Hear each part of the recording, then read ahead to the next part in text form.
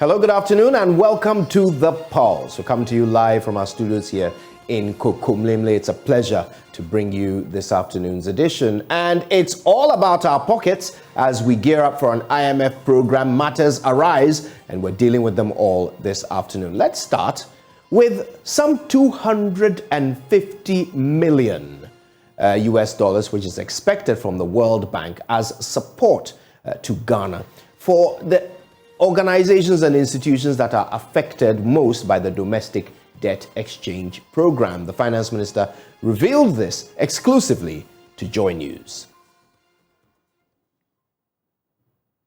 Also, we'll be hearing from the finance minister who talks about progress on the IMF program. He has been talking about the domestic debt exchange program and the benefits that are hoping to be accrued for the organizations that participate. A response to the 250 million, we are establishing a stability fund to ensure that we can intervene in the event of any solvency and liquidity issues. The World Bank has committed to $250 million of that.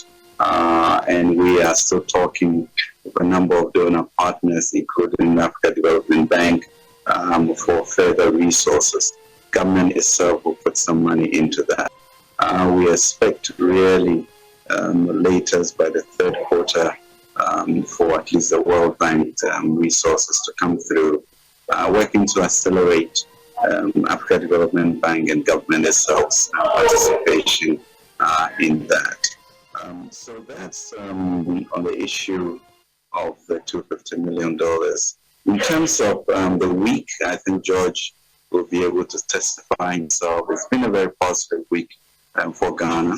The fund is very comfortable with where we are. We are all looking in the next few weeks for the Paris Club to come in with their financing assurances. Pretty confident that everybody will come through. And the managing director of the IMF has committed that as soon as the assurances are in, they'll set up the board meeting, and we expect to get a quick approval from then on. So on the fund side, I think it's been a very good week. But beyond that was also the beginning of discussions with the Eurobond investors.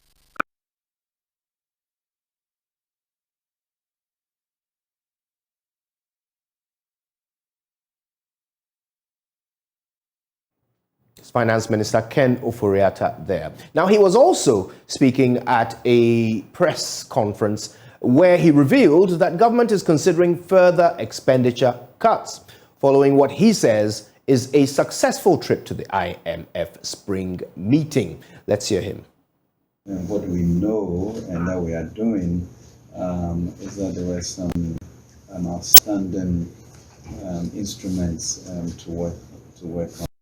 And that really was the cocoa bills from the cocoa board, and also government of Ghana and US denominated local bonds, and the IPP debts. Those are just, I would say, continuing work that has been going on since the DEP was closed.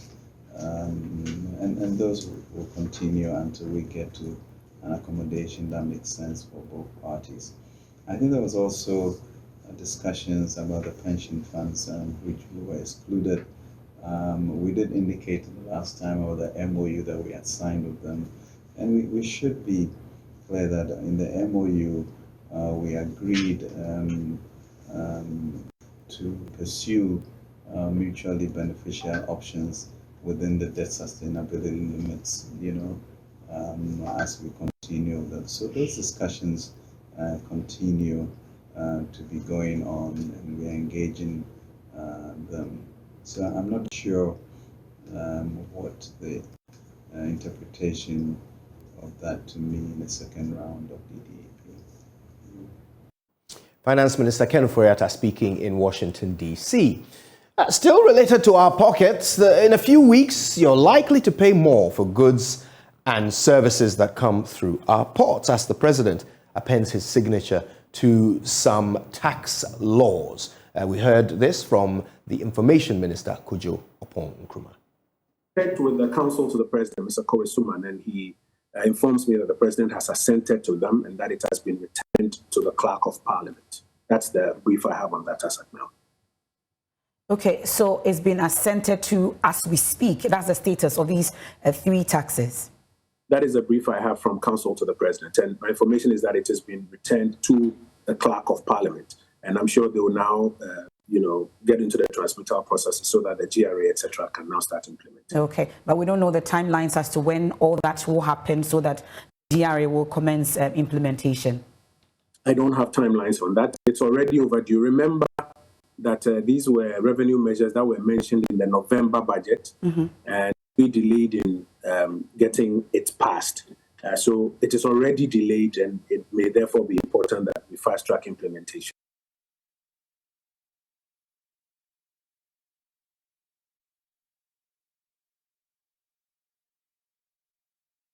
Information Minister Kojo Yankson, who spoke to MFRPU on The Pulse last night.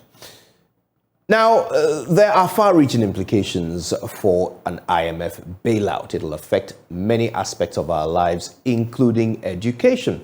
Today, we'll talk about basic education and the impact that it can expect from an IMF program. We're speaking to representatives of Africa Education Watch. Divine Kwe joins us over the phone right now. Good afternoon to you. Actually, yeah, Divine is on Zoom. Yes, you're on Zoom, I can see. Thanks for making the time to speak to us. So how do you read this? What is your anticipation of how this IMF program and whatever conditionalities it comes with will affect basic education here in Ghana?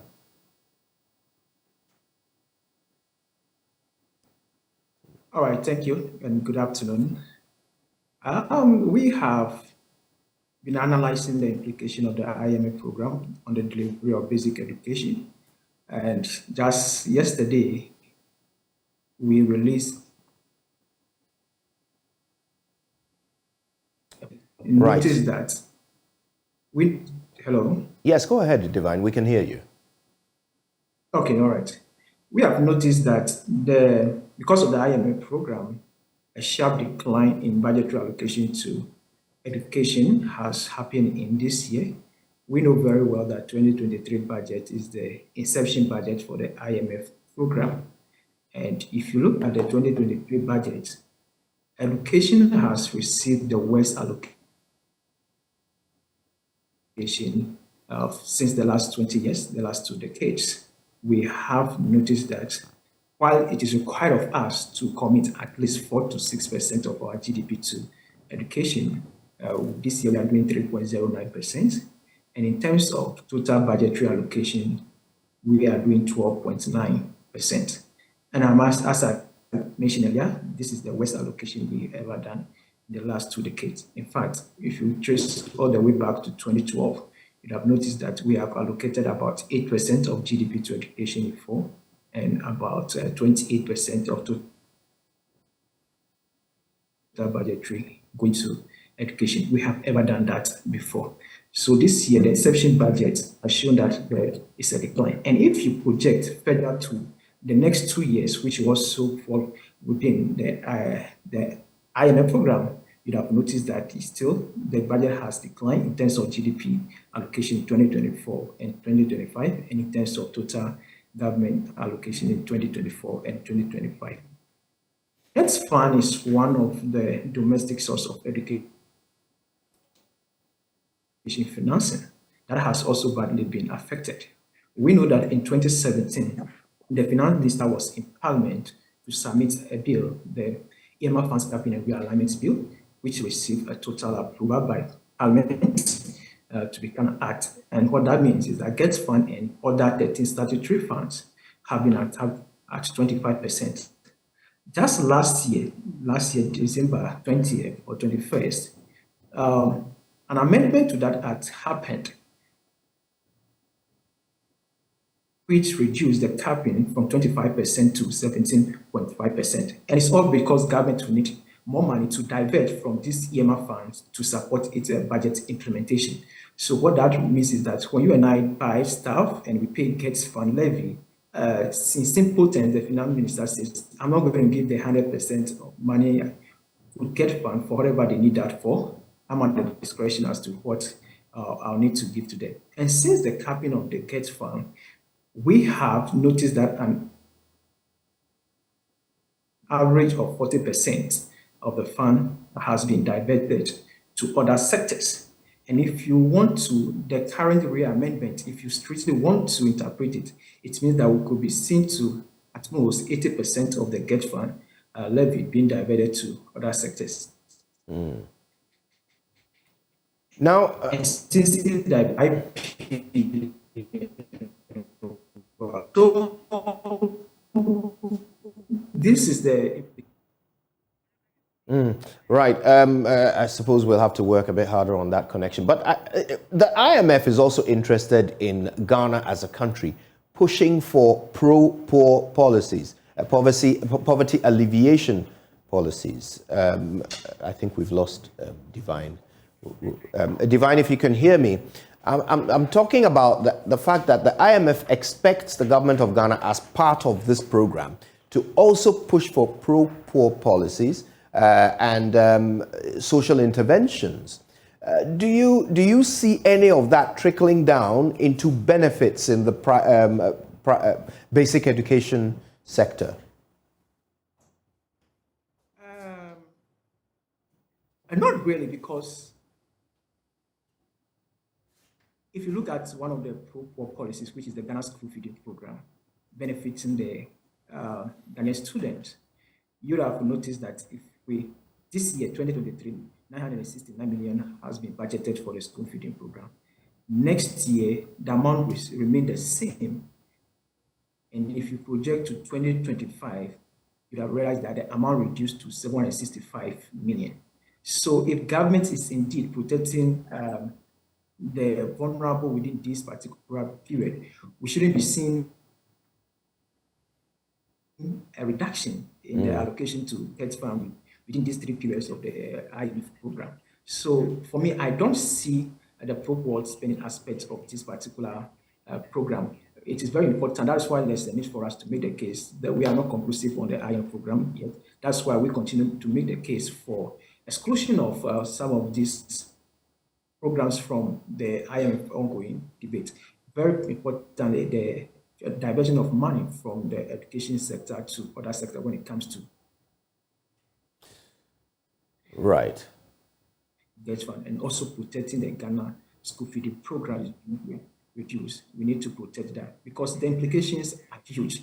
If we don't have enough money for infrastructure development, the 2.3 million Ghanaian children that are not having sitting and writing places in their schools, it means we can't address that. We are talking of 1.4 million Ghanaian children that are out of schools. Of these, 1 million have never been to school before. If there are no money to provide easy access to school, that means that we will not get these children enrolled.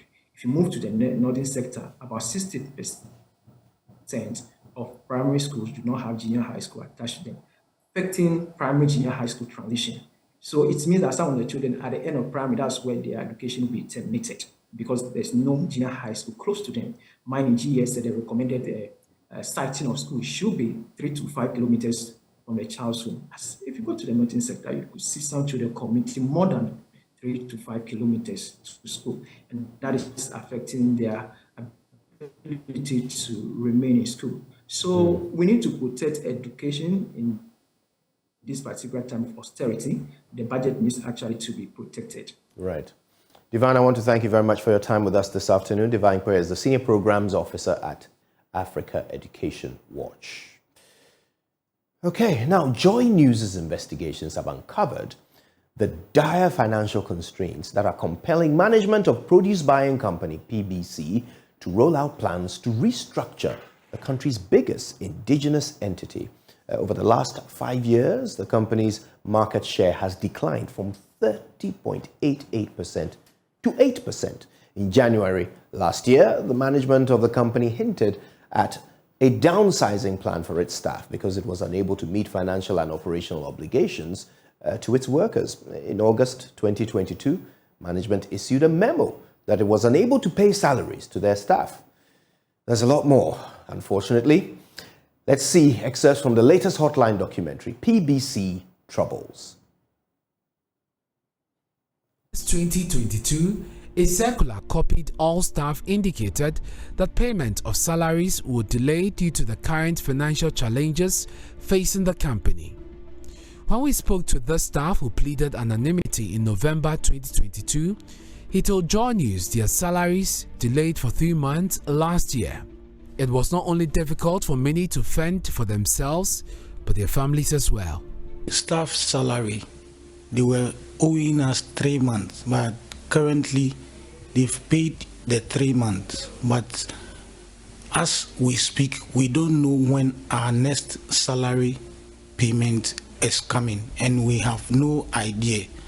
He said it was now difficult for staff to access welfare loans from the company, which wasn't the norm in recent past.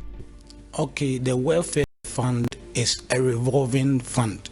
So they wrote to us that there are no funds available. So nobody should apply for welfare loan. But with regards to the tier 3, we have paid, it is our money, and we have contributed. And it is 10 years now. And the agreement was that when it is 10 years, they have to pay all the monies to us. But it is 10 years now, and they are refusing to release the funds to us, which is making all the staffs, every staff is agitating. Every staff is agitating about this tier 3. So dire is the financial situation that PBC suspended the intake of national service personnel for the 2022-2023 year. In a circular cited by JoyNews, the Human Resource Manager, William AUC, cited the current financial challenges of the company as the reason. In January 2022, PBC wrote to the Ministry of Employment about its intention to restructure the company, including downsizing its staff. It cited the prevailing financial and operational downturn, making it difficult to pay staff and meet its obligations to stakeholders. It said the staff who will be affected by the downsizing are those without establishment. Our sources suggest that when COCOBOT secured the cocoa syndicated loan last year, it loaned PBC with an estimated 350 million Ghana cedis. Management used 50 million cedis to cover staff remuneration and other administrative expenses. The national projection PBC set for itself for the 2022-2023 main crop season was to purchase 170,000 tons of cocoa.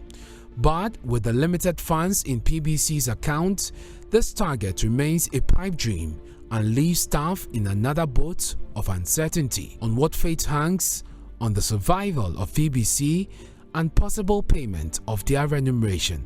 About 4 years in me, baby, shares no market share no former echo, a former echo. Because woman, you won't buy more humans, woman, you want human. Appointees, government appointees, ne do over. It will go wow, back who call the human crowd, when you move in one see another transfer in your human. The market share no deal, company deal, by one to me cat and the crano and check. Pieces in a no more year. Man, I young some yanny and a farmers in a tier classical. And you who farmers in this situation can drew baby and yanny a war. Company invest come, see and farm more farmers. Yanya to be copello, near who's our chili moon, that is see a war farmers in a cacra. I want to so on Betty Coco no October, no much year. The big accurate to me cover 1 year. Not farmers a day. A cratch of fornica. As to company, new motion, one physical crab. As you can't need to go cry, one yabima, a better than when you be the abobosi. It's yen or dry a woman company, no. Yet you is a young beat than a penny phone, a woman company, no, so home. Almost I say, almost Sikana, almost Dinani, you know. Yeah, there's a lot more to this report, so make sure you catch the full documentary PBC Troubles, which will be airing later on the JoyNews channel at about 8:30 p.m. tonight. Now, the management of PBC has indicated that they will issue a statement today after several attempts by the news team to get a response from them. There is a lot more to come here on The Pulse, including Constituency Watch, when we come back from these messages.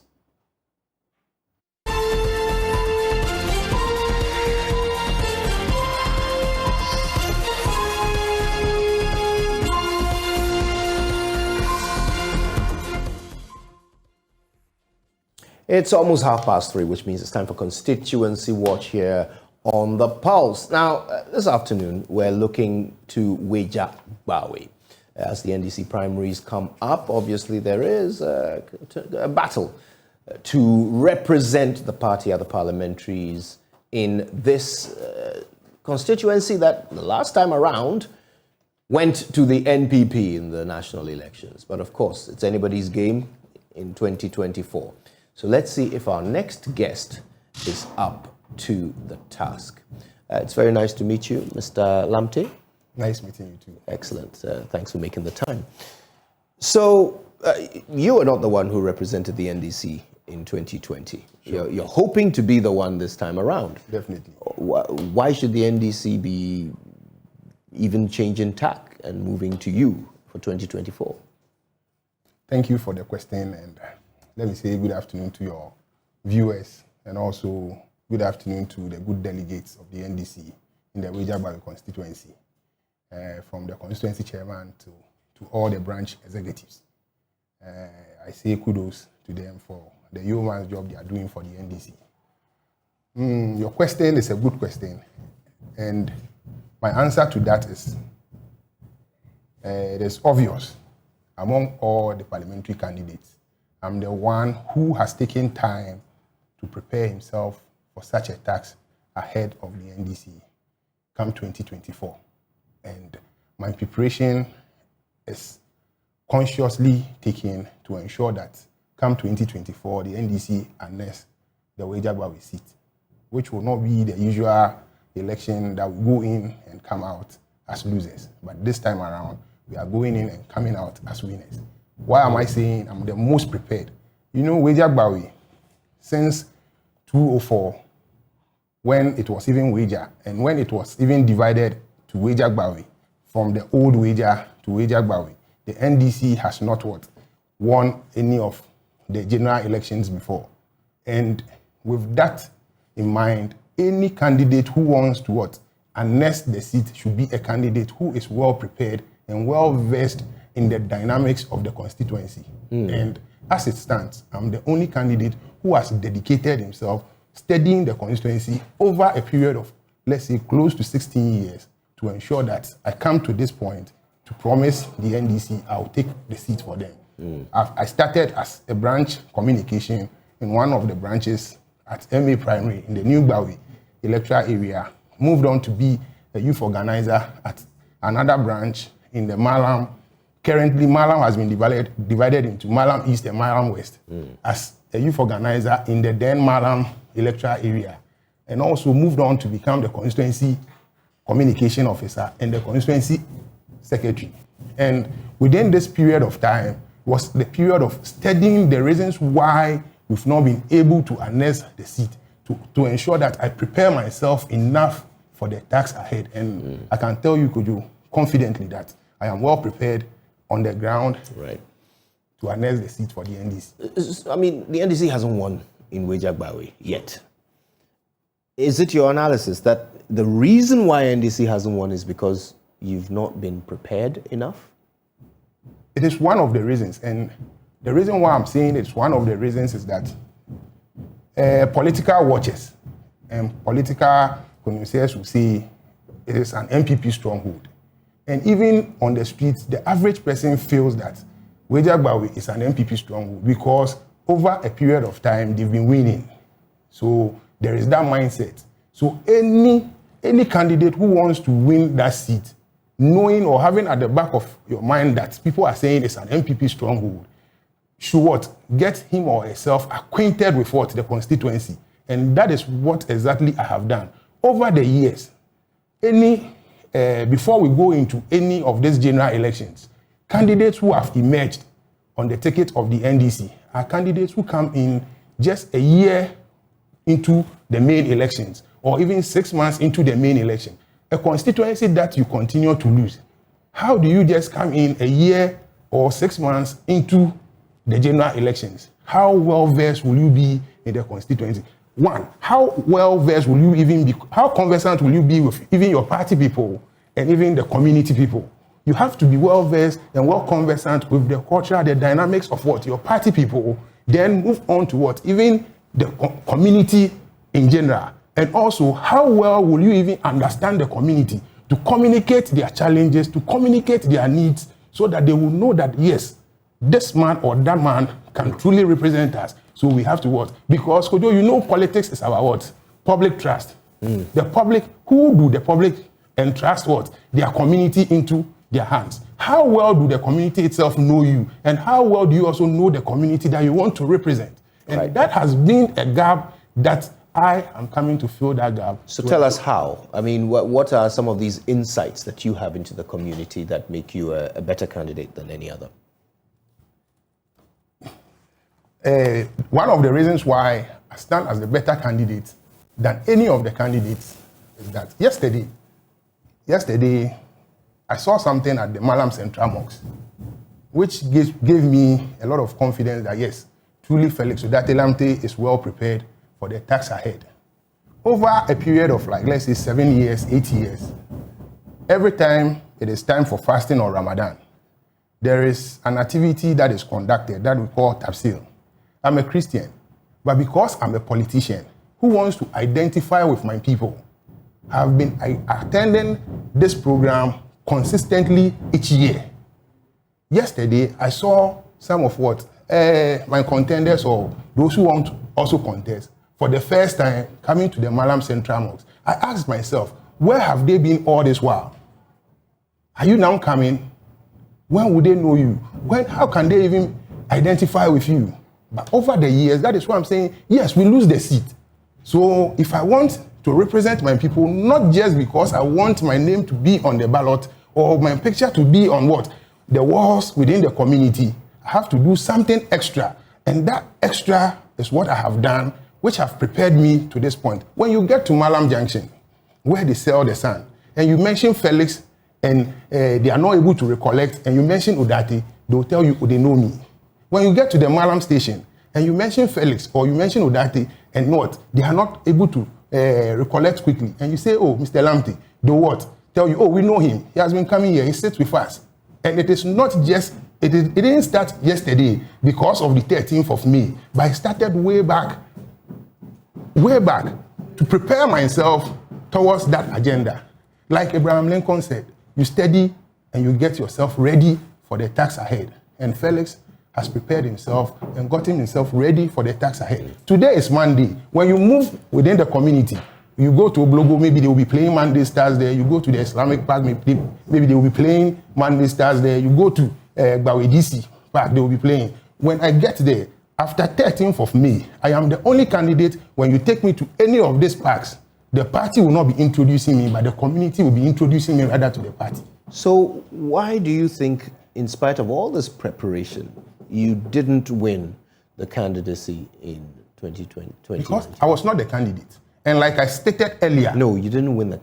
Did you run? No, I didn't run. You didn't run? No, I didn't run. Right, I was still preparing and understanding to know the loopholes, the ups and downs of the constituency. So this will be your first time running? Yes.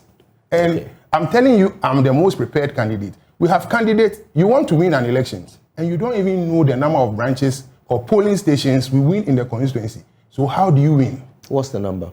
What's the number? Of polling stations in the constituency? There we have 234 polling stations.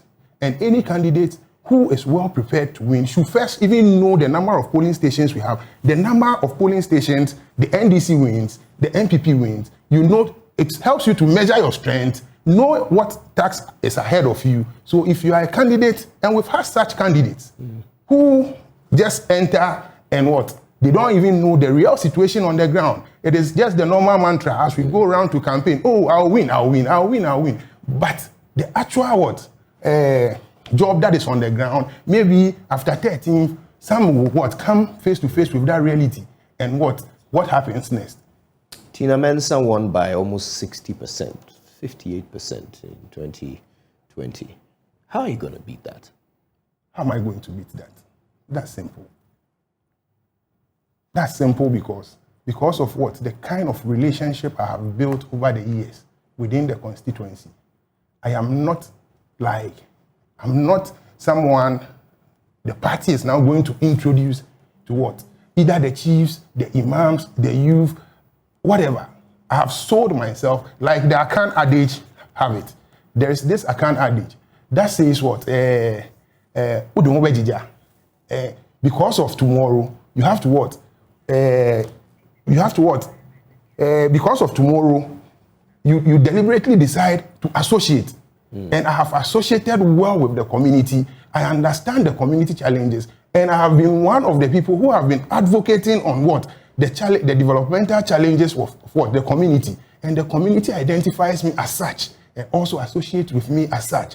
So what? Being the candidate of what? The National Democratic Congress, it will not be difficult for what? The community to what? Accept me, because already I am doing what they want what? Someone to do for them. They want an advocate. And I'm at the forefront advocating for such things for them. And come 13th, if I emerge as the candidate of what? The National Democratic Congress, it will not be what? Difficult. And beating Tina Mensah is simple. Okay, so that's the contest ahead of you. First of all, to win the candidacy for your party and then to go up against the NPP. Now, within your party, obviously, we've already seen in the run-up to the election that uneasy lies the head that wears the Member of Parliament crown. Sure. Your parliamentary caucus has come under some attack recently over issues of disloyalty. What's your take on that as you are aspiring to be one of them? My take on the disloyalty that has been displayed by some candidates is unfortunate, but there is a root cause. And I'll take this opportunity to address the root cause. The root cause is even sometimes how we elect our parliamentary candidates. People use all sorts of means to get onto the tickets of the party. How do you mean? People whose loyalty have not been tested by the party. Kojo, as I sit here, I have served as a branch communication officer. I have served as a branch youth organizer. I have served as a constituency communication officer, the constituency secretary. My loyalty and commitment and dedication to the party has been tested. And has been tested over the years. But someone who sits somewhere or who sits far from the party, it is time for primaries, just enters, and party people hands over the party to them. Now the person has his own interests and his own objectives and ideas about how he wants to run that office. But if you have a true party person who have gone through the ranks, will not go and betray the party's cause. When the party says A, he will do A. And that is where we have to get to as a party. People should know And I'm even taking this step to also drum home a message. Sometimes people feel that, if you are a party office holder, either a branch executive or even a constituency executive, then you are a riffraff. So you don't deserve to become a parliamentary candidate or a parliamentarian or even an MC, or you don't deserve to hold any other position. But I'm taking this step to alert or alleviate that mindset that I am a master's holder. I have a master's in development economics. But I have served the party from From the base to this point. So what I'm trying to drum home is that any other person who wants to serve the party should not just be in his own corner, feel that, I have this degree, I have this master's, I have this qualification, I'm doing my corporate work or I'm doing my private work somewhere. When it is time for parliamentary elections, I'll just jump in. So you believe that is what is causing the disloyalty in Parliament? If you have served the party and you know the direction of the party, when the party says something should be done, you do exactly what the party wants us to do. I understand that there's been some sort of document that all of you who are seeking parliamentary candidacy have been asked to sign. which bonds you to the control of the party if you are to become a member of parliament. Are you aware of the document I'm describing? Even our constitution, our party constitution, even binds us to be what? To the control of the party. To what? Defend, protect the party. I think you know that this document is different. It's asking you to bond yourself to the control of the party. Our party's constitution, I mean an association, or what? A society, a group. And that group has a constitution that says whatever I do should be what? In the interest of that group. I'm sure, Kojo, you attend church. Your church, whatever you do in everyday life, you want to what? Project and protect the image of what? Your church or your society. Yeah. And so even it's... But I wouldn't sign a document to subject me to the control of my church. Nobody is subjecting anybody. And those words are in the document, are they not? Nobody is subjecting anybody. Control. No, nobody. It's in there. Nobody is subjecting. The moment you decide to join a group, and the group is governed by what? Rules and regulations. You accept that this group is governed by rules and regulations.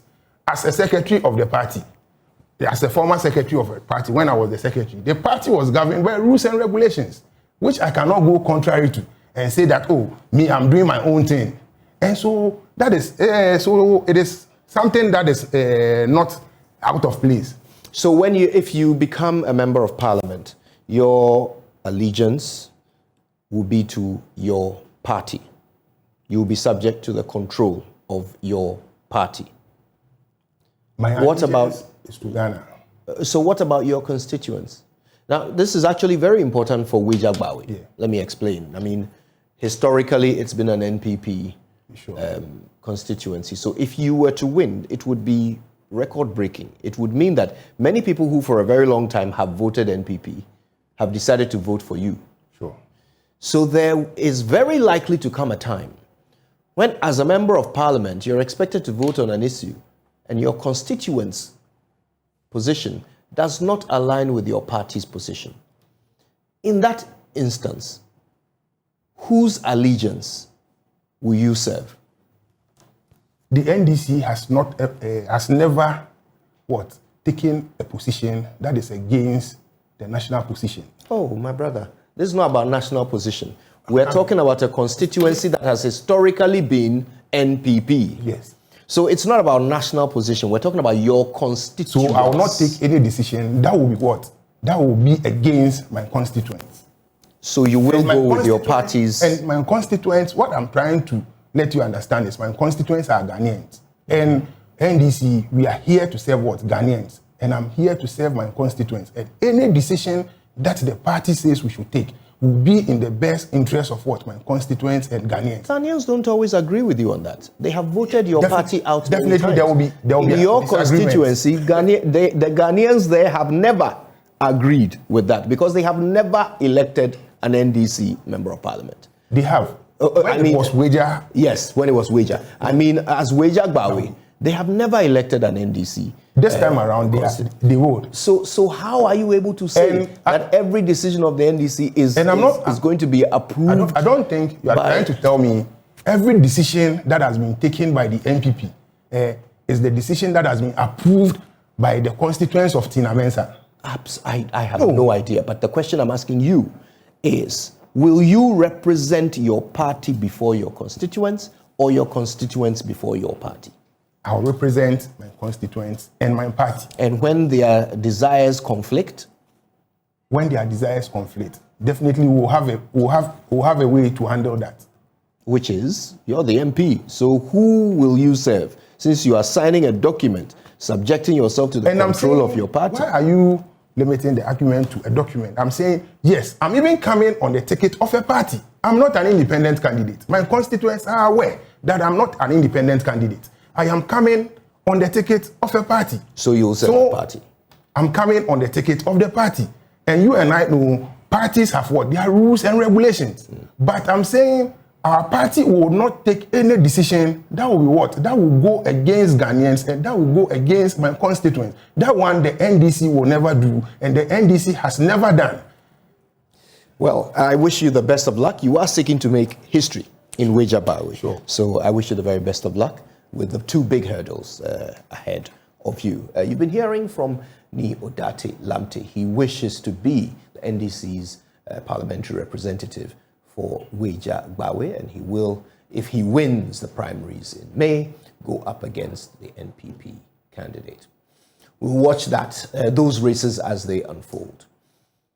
Now, let's talk about something else for a minute. Private sector players in Africa are this week meeting in Cape Town, South Africa, under the auspices of the African Continental Free Trade Area Business Forum. It's been convened by AFTA, its secretariat, which is based here in Ghana, under the patronage of President Cyril Ramaphosa. My colleague Blessed Soga is there, which explains why I'm here, and he's joining us with some other Ghanaian business leaders. Blessed, I suspect you have been having quite the time of it following all the proceedings in South Africa.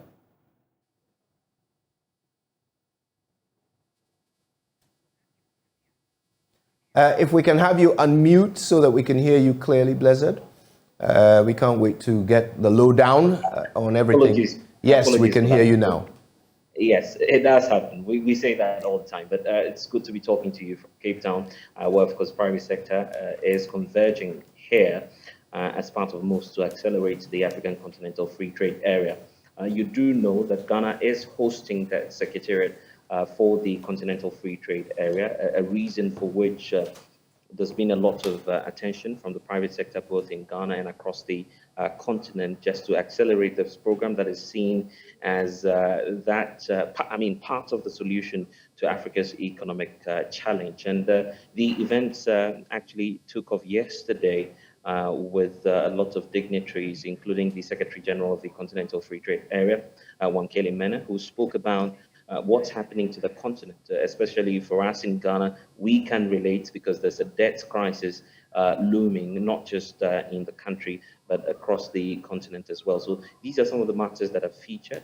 We've also heard from the African Union state their position, the need for us to accelerate AfTA or intra-Africa trade so we can build resilience and to meet the targets of Agenda 2063, which is making or seeking to make the African Union a global or a major power player in the world. So these are matters that are featured, but the private sector appears to be very much aligned.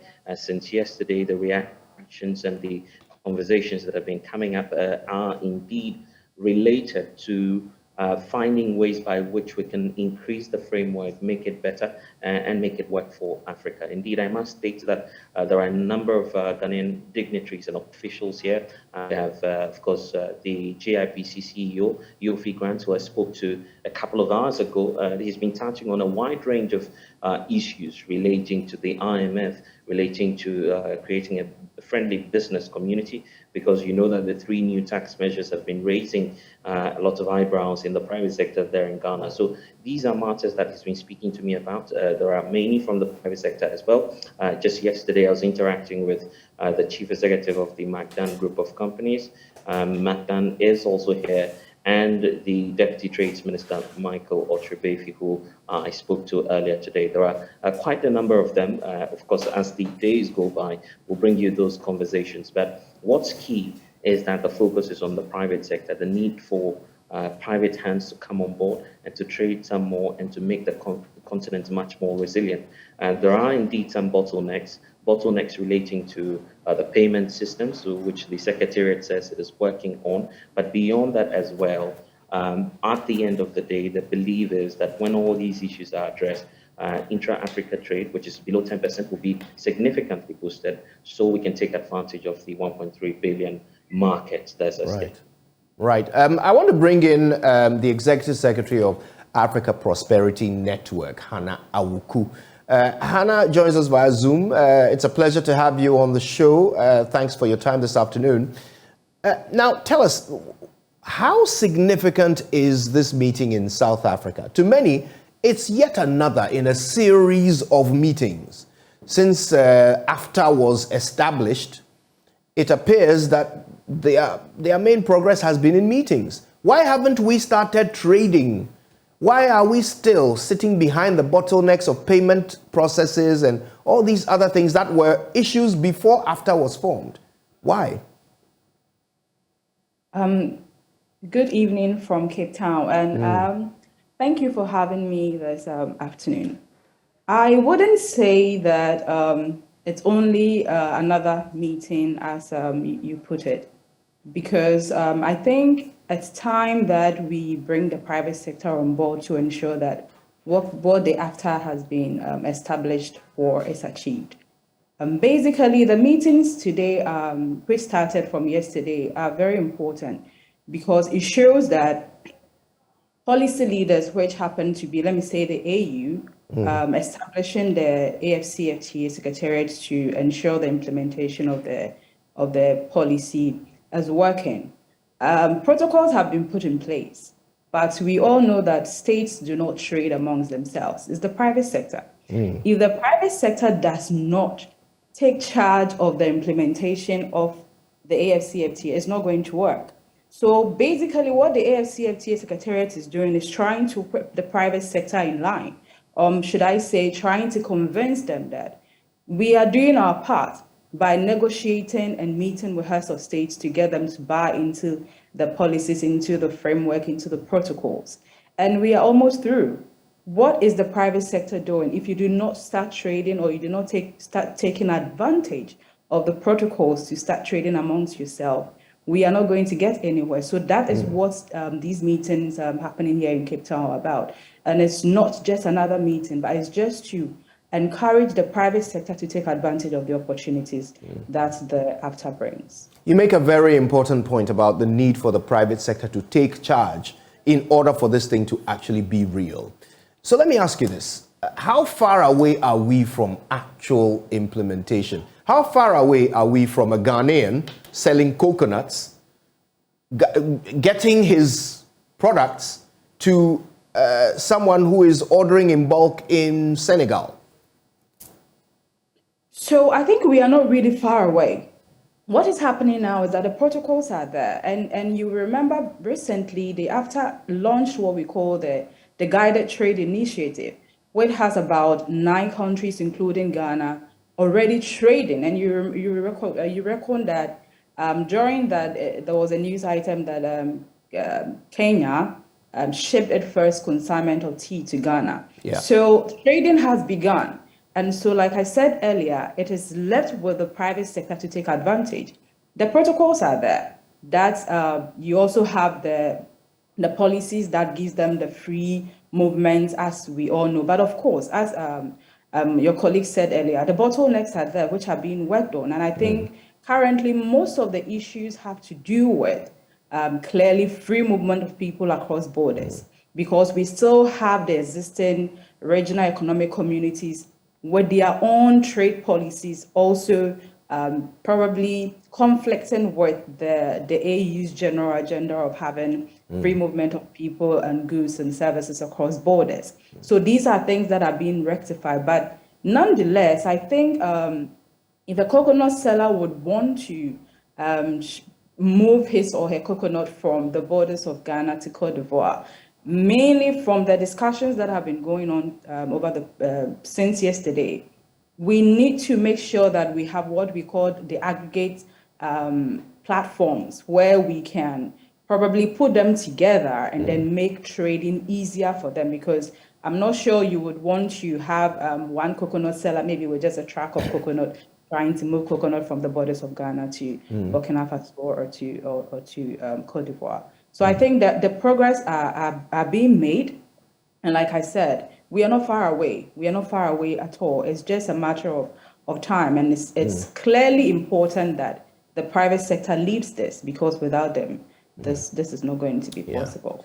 That's encouraging, Hannah. Stay with us. I want to bring back Blessed. Let's get an idea from you, Blessed, of the appetite. What are you observing in terms of the eagerness and the amount of connections you are seeing being built between these private sector players who have come together in South Africa? Well, given the fact that the African Union says it is very much poised to accelerate the implementation of the free trade area, it is also seeking to leverage on the already existing networks of businesses and organizations that are from civil society, just to try and get a concerted effort and getting that ideal point where, of course, trading can be facilitated with ease. And so, as I was indicating earlier, the business community appears to be very much aligned. In fact, this conference is focused, and we're told at the start by the Secretary General that this conference is very much focused on the private sector. So it's not as though you want to have government officials come, take pictures, and go back home, but this is a real networking opportunity for businesses who are interested, first of all, in the African welfare, in the African innovation spirit, and also trying to build that platform for them where they can connect and easily trade. If AFTA will work, definitely it will work if the business community or the private sector is ready to participate. So it's the reason for which all of these global players are indeed converging here in Cape Town just to participate in that exercise. And I must say that there appears to be that goodwill on the side of the South African government, and also we're seeing even some of our officials come here. Just a couple of hours ago, the High Commissioner for Ghana to South Africa, who was then, of course, Deputy Foreign Affairs Minister Charles Oredu, was also here, just supporting the team of investors and also the private community as well as the government officials that we have here. And it's been a very smooth process so far, with many expressing hopes that indeed, if this will work, then of course, Africa will be on that path of resurgence. So that's been the global, picture. That's been the unique picture we're getting from what's happening now, except to say that the continent is also finding itself at a point where, of course, there are some distractions. You'd want to call them distractions, because first of all, we're coming out of a global pandemic, COVID-19, and now you have the onboarding of the Russian-Ukraine war, which is now piling a lot of pressure on many African governments to opt for the easy way out. And the easy way out will obviously be about aid, loans, donor support. And I put this question to the Secretary General on Sunday when there was a press conference, that giving these distractions, what will be his message to the African governments? And of course, the response was that if you look at what's happening with the IMF spring meetings, it's unlikely that the IMF, the Bretton Woods, the Western system will ramp up support for African countries. It's the reason for which this conference is very much key to the liberation and liberalization as well of many African economies, so that when we trade within ourselves, the prosperity will obviously remain here. It's the reason for which you have the likes of the Prosperity Network pushing that agenda and asking for governments and African businesses to come on board. South Africa in itself, it's a huge market. Tell us, how well have they and their local businesses patronized this event? How involved are they? Very much involved. And of course, you see one of the brands right behind me. I'm not marketing them, but you know of that brand, and that brand is also even in our country. So it tells you that they are supporting the process. In fact, there are some brands as well who, of course, from your perspective, you may deem as not being interested in the African prosperity conversation, but surprisingly, they are supporting this conference and supporting the dialogue that's going on. In fact, they are unveiling some of their innovations that would help drive the whole project of the African Continental Free Trade Area. So it's a mixed reaction here, but it's clear that indeed a lot of South African brands, the private community, are apt for this. They want to scale up trade and interactions with many countries, and I'm very much interested in the Ghanaian story. So yes, precisely. I was going to ask you about the Ghanaian story. You've already mentioned Daniel Macaulay. Any other well-known Ghanaian business personalities who have made a presence there? Well, there are a number of them. There is also Wear Ghana, for instance, people who are driving innovation through clothing lines. And I've seen Rex Omar, the musician. You'd expect that he's a legendary musician, so, well, he has nothing to do with business. I was interacting with him yesterday. He seems to be very much passionate about transforming the narrative that Africans cannot manage their own affairs. He believes very much in the intra-African trade, a reason for which he tells me that, of course, he's willing to go to every extent just to support the initiative from his side. There are also African businesses such as the Allied Consortium, for instance, that I was interacting with of course, on the sidelines of this event. They are a South African and a Ghanaian brand, for instance, moving into the areas of construction, real estate, and then oil and gas. For instance, there are some practices that we need to learn from South Africa. I was speaking to the group chairman, the CEO, who was telling me that, for instance, they want to change the housing system that we have in Ghana, where there are challenges in terms of rent and mortgages. So they want to bring investors, for instance, from South Africa, who would come and invest in our economy. So it's good tidings indeed that's coming through from Cape Town here. Hannah, let me bring you back in, because Ghana is going through its own moment in history. We're aspiring to an IMF program. A terrible sentence, but that's exactly what's happening. And at this time, it's important that we take every opportunity to leverage on anything at all that will get us quicker out of this financial decline. To your mind, what are some of the opportunities that as a country we should be grabbing at with both hands when it comes to this AfCFTA arrangement? So, development and market are obviously connected to numbers. And for Ghana, as a country with about 34 million people estimated, you join the Africa Continental Free Trade by giving your business people access to a market of 1.3 billion people. I think that alone is a big opportunity if our business people are able to leverage. And also, you also give your business people an opportunity to have access to a continental GDP of more than 3.4 billion. I think these are things that if we as a country tap into, we allow our businesses to expand. And as such, we don't rely so much on global markets, which actually affect us anytime there is a global problem. I remember your colleague mentioning the Ukraine-Russia crisis. It's actually being mentioned by almost every speaker who spoke, because these are people who lead businesses. And to them, it has very serious implications on their business.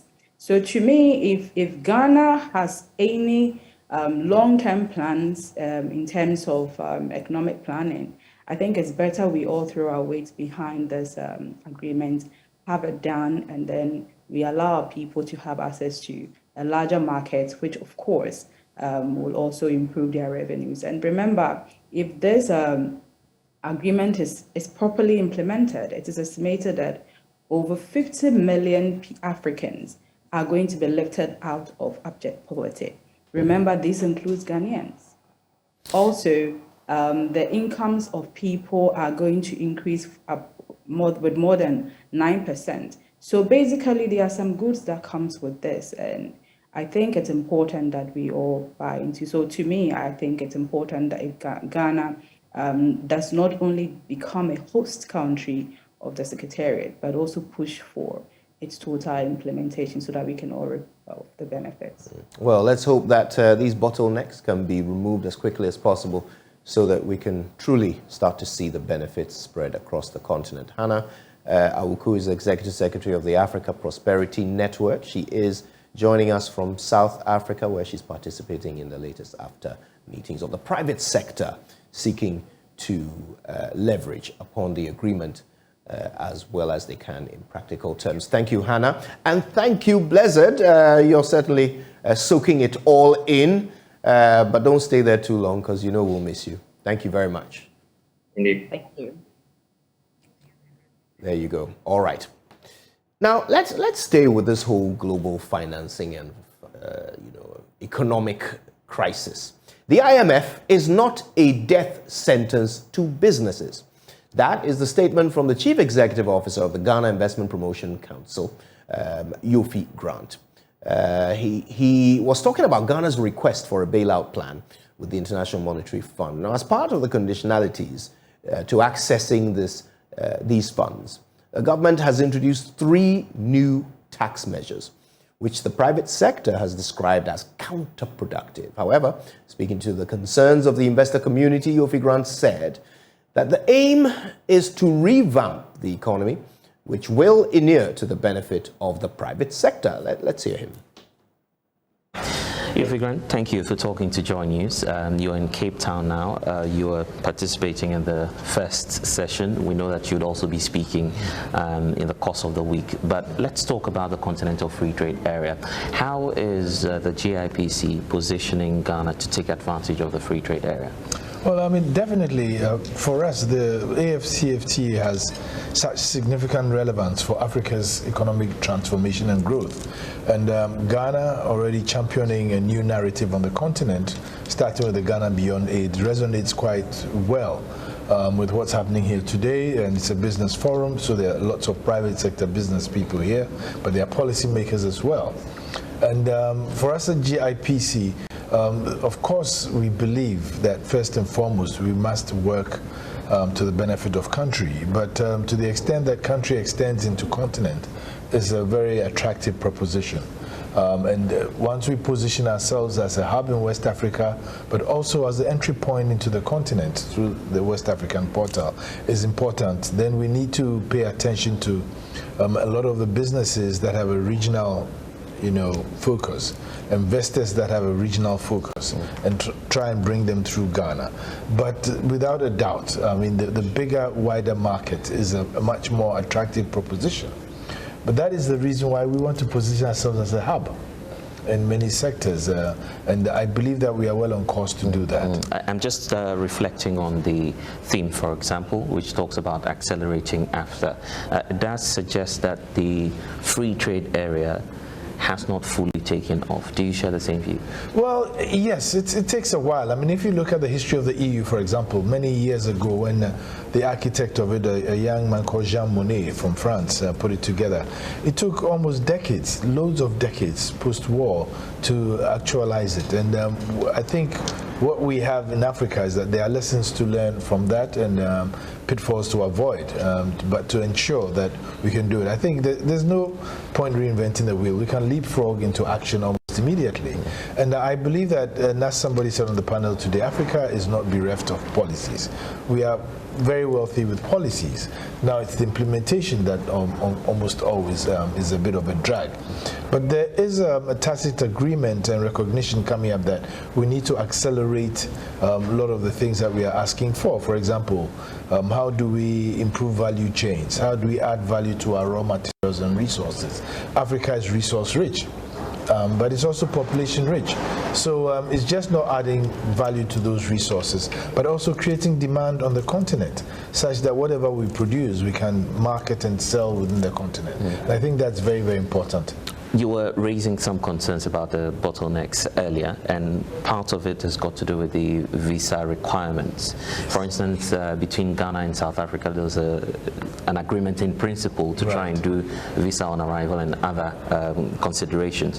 Why is it taking so long for some of these bottlenecks to be removed? I'd say even Ghana's relationship with South Africa is in an advanced form. And just this morning, I spoke to the Minister Naledi Pandor, and she spoke into our foreign minister, so I think there are some slight issues just to resolve. We do have that on operation, but that is the least of our problems. It's the other countries for which you need visas, and what it would take to unresolve some of these bottlenecks, because they are real barriers to trade and movement of people and goods and services. And we do understand that there are certain foundational stuff that would need to be resolved. For example, security, for example, goods of origin, nations of origin for goods and services and all that. But I mean, as I did say, it's really, it shouldn't be rocket science. And quite recently at the Africa Prosperity Dialogues, President Akufo-Addo was almost overwhelmingly, pleaded to lead this, charge to unresolve the bottlenecks we have with the free skies policy that we've almost all signed on to. When I had to go to an African country that I won't name for good reasons, even with a diplomatic passport, I needed a visa. you know. And it was something I had to do in a short time, but we had to delay the program because it took a while to get the visa. But I believe that these are some of the issues that we need to unresolve, because then it makes the architecture of trade on the continent easier if people can move freely, etc. But of course, like I said, the primary issues have to deal with foundation issues like security, identity, etc. Right. But once we solve that, I believe that it will open the doors, because businesses need to move, people need to move. Traders are always moving and need to get their goods across borders. And you heard recently on the panel how in some places you have days, weeks that trucks are stuck behind borders, waiting to cross just to do trade. But in the context of Ghana, are you pushing hard? Have you been speaking to the president and those in authority to waive the visas, to revise the requirements? Well, you know that Ghana already is working to do an e-visa, which will facilitate a lot of these, travels, and we are quite well advanced. And I suspect that by June it will be operational, and so we are advanced in ensuring that we have a real practical solution which traders and business people can use to enter Ghana, of course within the rules that we have under AFCFTA. So we are quite well advanced, and the president is very well aware of it. I mean, he's the biggest champion of AFCFTA, saying that, look, we have to make it active. Indeed, he goes beyond that and says we need to make our countries rich, and the only way we can do that is to activate trade, activate economic partnerships, and all these will start when you can easily interact, travel, go and come, etc. But it's just not that. It's also access to infrastructure. So are there any airlines that can easily get you across? It's easier, as a friend of mine said to me, it's easier to travel to Paris or France or Amsterdam than it is to get to some African countries, even within West Africa. So that's the challenge. So that's also a major challenge that requires investment, and that requires also the purpose of mind to say we need to just not have open skies, but we need to operationalize it and make sure that the airlines can. And we know that you're wearing two hats here. You're also representing the group of investment promotion councils from across the continent. What position, collective position, do you have on the free trade area and how to accelerate it? That's a big question. That's a big question because, of course, I mean, sovereignty is an issue there because every country is at a different level of economic development and priorities are different in what sort of investments you want. But without batting an eyelid, we all recognize that key critical investment into infrastructure, into energy, are very, crucial into actualizing or operationalizing the AFCFTA. Because if we produce and you can't move your goods, it's a major stumbling block. If you don't also stimulate consumption within the African market, then all your investment goes to waste. So you have to look at them in tandem. And I think the real push that needs to happen is consistency and consonance in policies to make sure that the policies work in tandem. And if there's a policy that you're activating, it's because you want to open up the market or you want to create consumption and demand within the African market that will make sure that the investment pays itself. Those are very critical. So for us at the IPA levels, we are looking at how can we come out with a common purpose, and the AFCFTA itself has the African Investment Protocol signed up. How do we come to a common purpose to ensure that we have facilitation rules and standards that will make it easier to invest in Africa, and of course in countries in Africa, and that those investments may also have a regional focus? Because there are investors who want regional focus because of size. The African market is approximately 1.4 billion people with a current combined GDP of 3.4 trillion. If we are able to invest and activate a lot of the activities that we foresee, we are going to create by 2050 plus a $7 trillion economy. And there are steps that are happening. For example, I mean, the Pan-African Payment Platform is one that would enable Africans even invest within the continent. Intra-Africa investment today is pretty low. It's still less than 5 Right. And that in itself is a big trigger to also attracting foreign direct investment from outside the continent when they see Africans investing. Right. So, for example, you're looking at things like how is pension funds investing into the economies? How are they creating opportunities for private sector and SMEs and SMIs, and particularly women, to be able to invest and then trade? So there are many questions, but from the IPA point of view, we need to look at a regulatory reform that inures to our mutual benefit, and not just as countries, but between the investor and his destination country.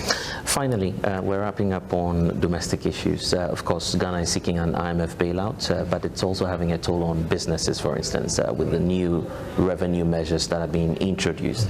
You've heard from the business community ask that you intervene, for instance, talk to those in authority, so there'll be, quote, a friendly business environment. Absolutely. Have you taken notice of the concerns being raised by the business community? Yes, we have. And how are you ensuring that after the IMF program, we do not lose investment? Well, you know, it's interesting because every investor knows that there are tax regimes. They also know there are tariffs, there are this, there are that. Most investors look for markets for growth and return and stability.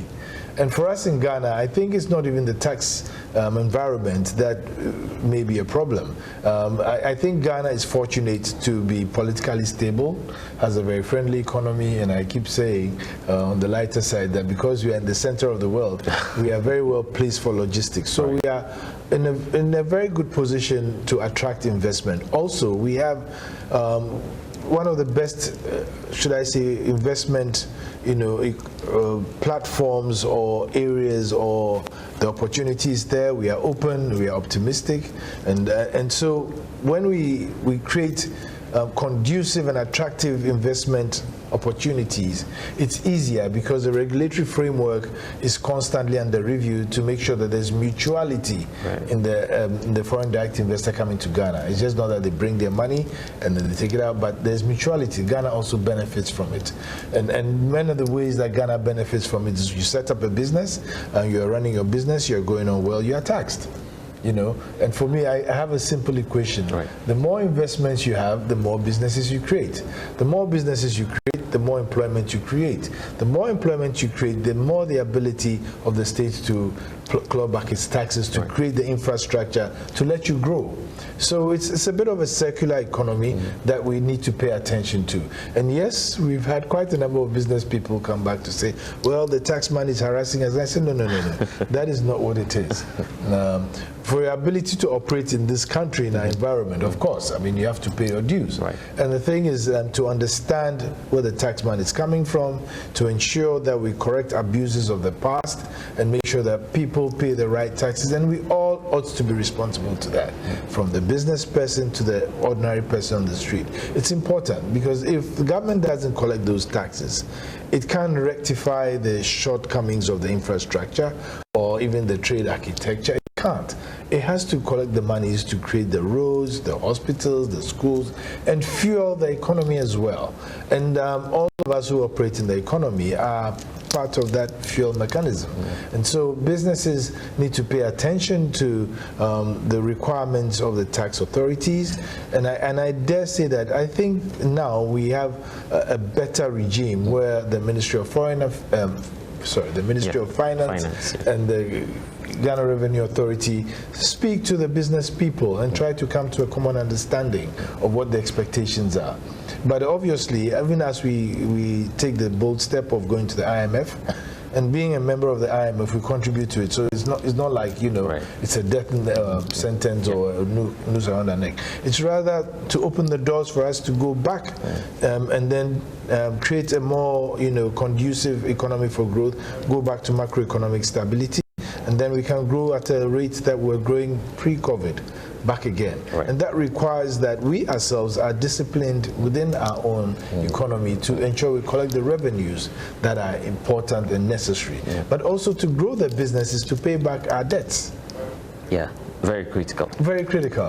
And government is who pays those debts. And I recall being at a news conference about a year or two ago where you were announcing that you had exceeded the foreign direct investment targets that you had set for yourselves. Yes. Are you shoring the numbers up?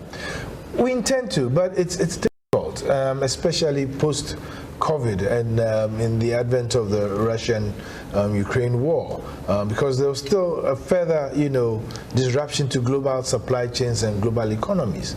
And a lot of the monies that would erstwhile be used for investments are staying home or looking at other things. But there are significant opportunities for us as a country, Ghana, on reshoring, onshoring industries, and we are looking forward to attracting small and medium-sized manufacturers to come into the economy.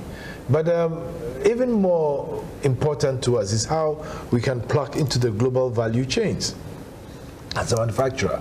And we have started the whole architecture for that with policy. So, for example, when people talk of free senior high school, they don't understand the impact on the future economy. But it's important to create a new cadre of young, better heeled, better educated people who can then accelerate to higher economies of higher earnings and higher demands. Right. So that's very important. If you don't have the manpower, you can't industrialize the way you want to. You have to create the manpower. But beyond that, then you need the policies to bring about industrialization. That's why we have the 1D, 1F policy. Today is one district, one factory. But who knows? In the near future, it might be one district, 10 factories. One district, 20, 30, 40, 50 factories. Then you are now industrializing. But thirdly, we are very resource rich as a country. We have gold, diamonds, timber, bauxite, iron ore, and lithium, oil and gas. So even in energy transitions, Ghana can play a very important role because we have all the mineral resources required for transition energy. And so we are speaking to quite a number of investors who are looking at that space, but we did declare that we want to add value to our raw materials and resources, which is very important. Because then you move further up the value chain of business, and then you export and export more than you import. And I must say, we do have a very interesting trade balance. Now we are exporting more than we are importing. So trade balance is being gradually addressed. Right. Now we need to work on how to stabilize the economy. And that means that we need to work more. We need to export even much more than we were before, or we are now. And we are going to leverage on the resources we have to do that. Yufi, thank you for talking to us. Thank you. And that's Yofi Grant speaking to our very own Blessed Soga. There's even more to come. Just stay with us. We'll take a quick break. And when we come back, the pulse continues.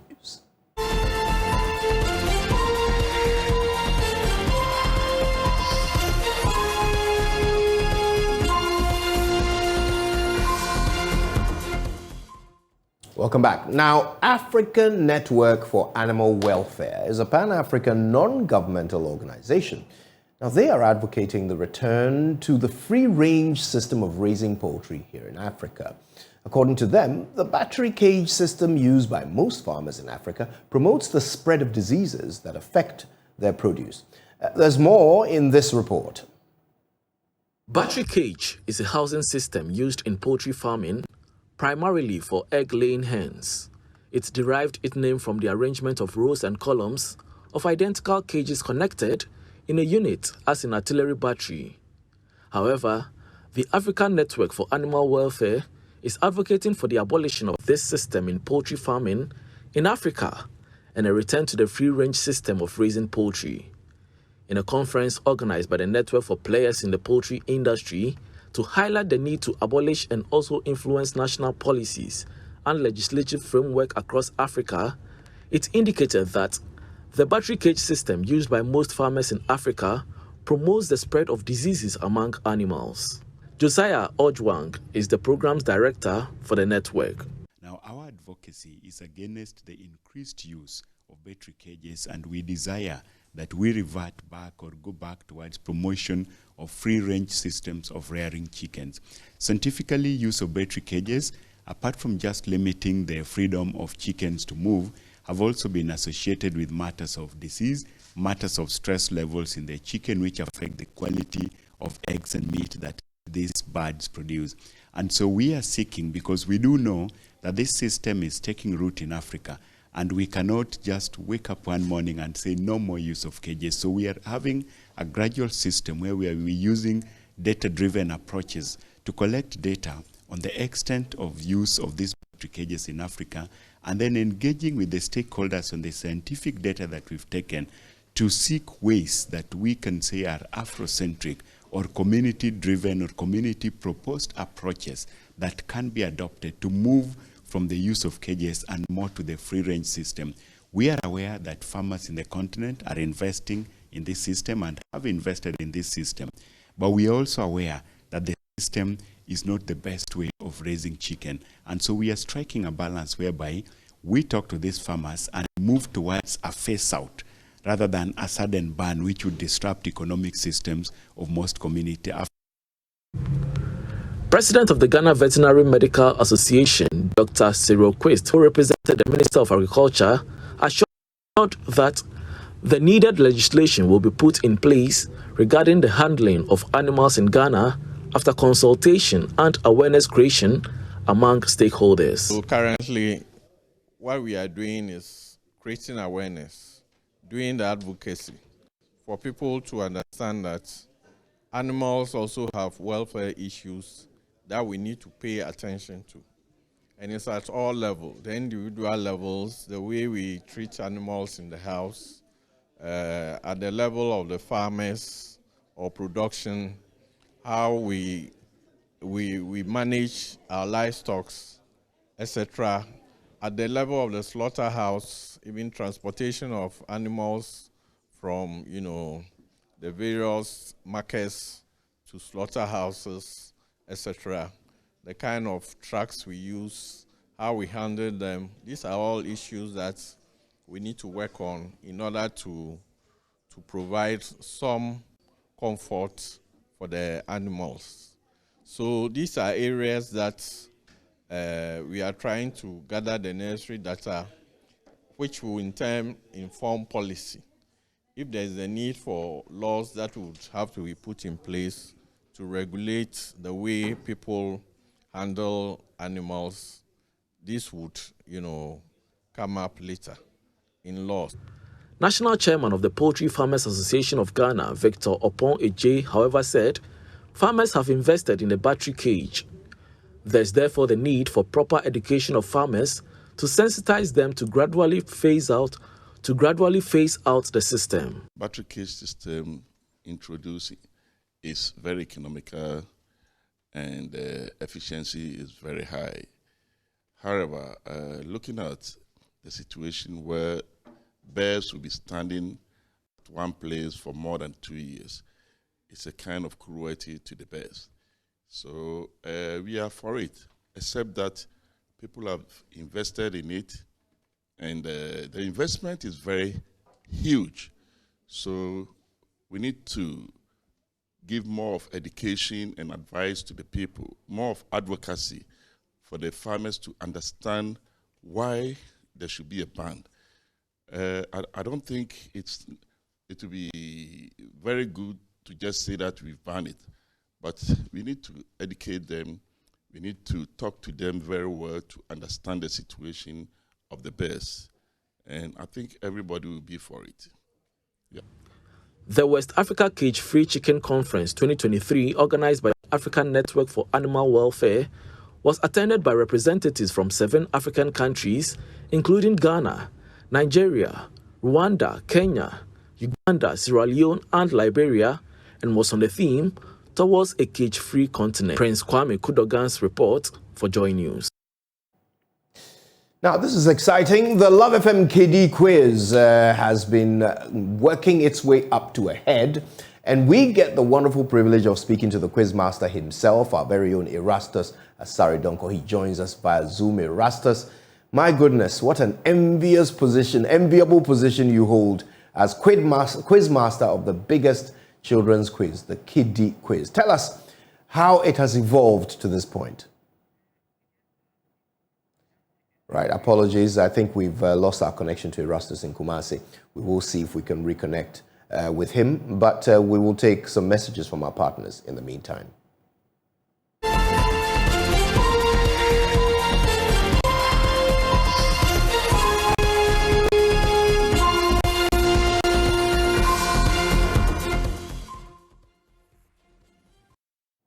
All right, now welcome back. The final of the Love FM Kiddie Quiz happened not so long ago, and boy, what an event it was. Let's get a quick recap and see if we can catch its quizmaster, Erastus Asaridonko, after this.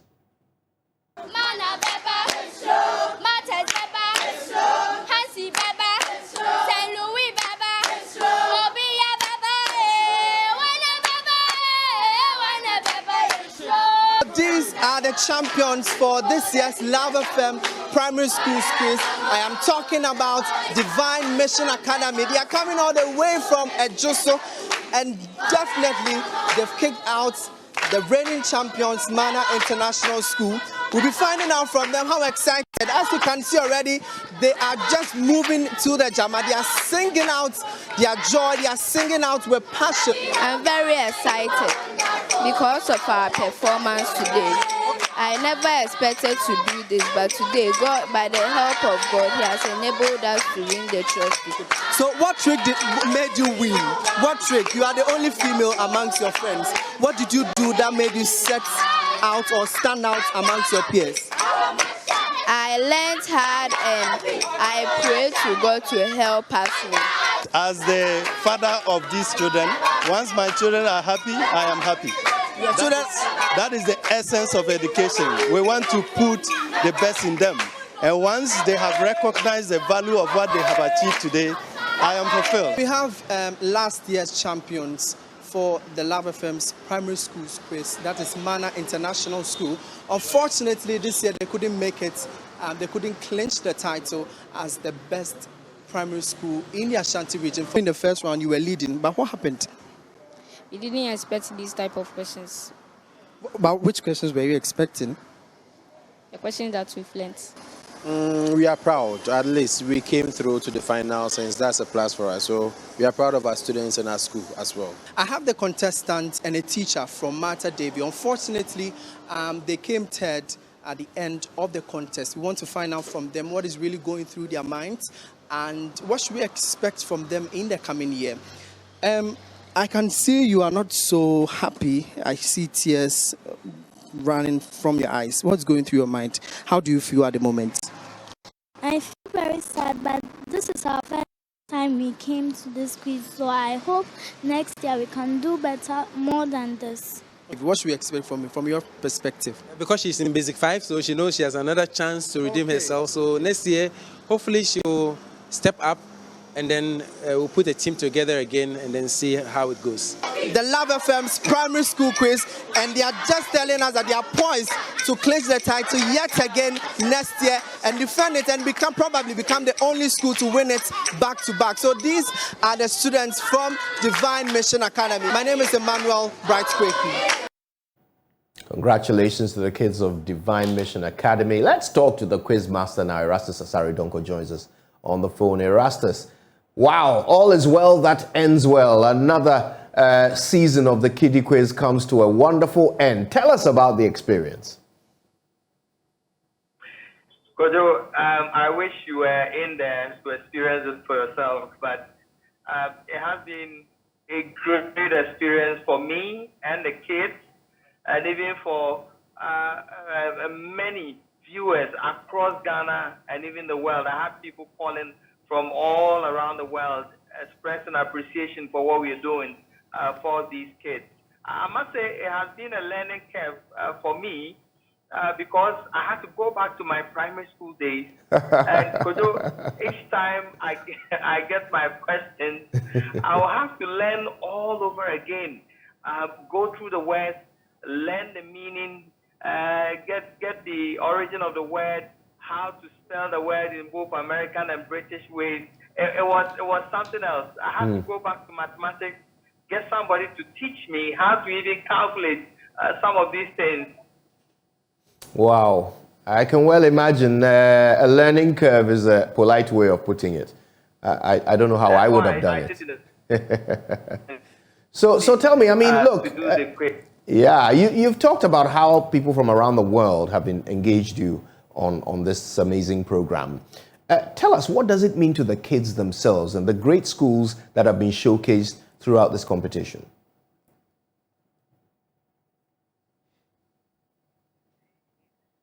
Right. It would appear where... Well, I must say, when you... Yeah, go ahead. We can hear you. Yeah. Yeah, for the kids, you could see the zeal in them to... Yeah, our sincere apologies. It looks like we haven't been fortunate with the connection, but the excitement is palpable from the quiz master of the Love FM Kiddie Quiz. It will be back for another season very soon. Look out for it. But congratulations once again to this year's winners. Stay tuned to Love FM for even more of the fallout of that amazing event. I believe this brings us to the end of today's show. We're so grateful that you made the time to join us this afternoon. It's been my pleasure to bring this to you in the absence of Blessed Suga, who is out of town. But when we return tomorrow, there'll be even more for your pleasure on The Pulse. Until then, have a wonderful day. Get even more news from myjoyonline.com and brace yourselves for LTS.